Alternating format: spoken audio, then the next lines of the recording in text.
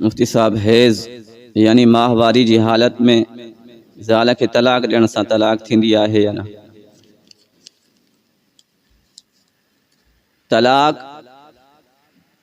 एक अहिड़ी शइ आहे जंहिंजो ताल्लुक़ अल्फाज सां है।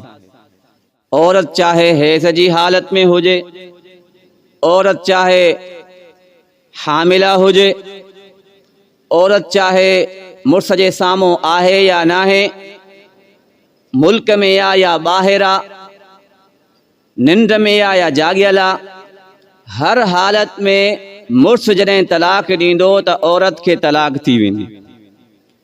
माहवारी हुजण सां या हामिला हुजण सां तलाक जे अंदरि कंहिं क़िस्म जी का रुकावट न थींदी आहे। काफ़ी मरतबा ईअं थींदो आहे माण्हू गुस्से जी हालत में घरवारी खे तलाक ॾींदा आहिनि। कराची में हिकिड़ो नौजवान हुयो, उन पंहिंजी घरवारी खे तलाक ॾिनी।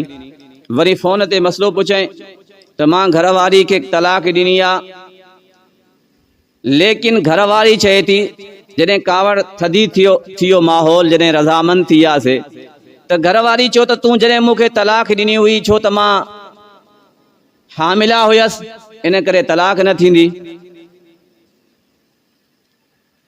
त यादि रखो, हामिला हुजण सां या माहवारी अचण सां तलाक में कंहिं क़िस्म जी का रुकावट न आहे, तलाक थी वेंदी। तलाक ॾियण खां पहिरियां मसइलो पुछंदा कयो।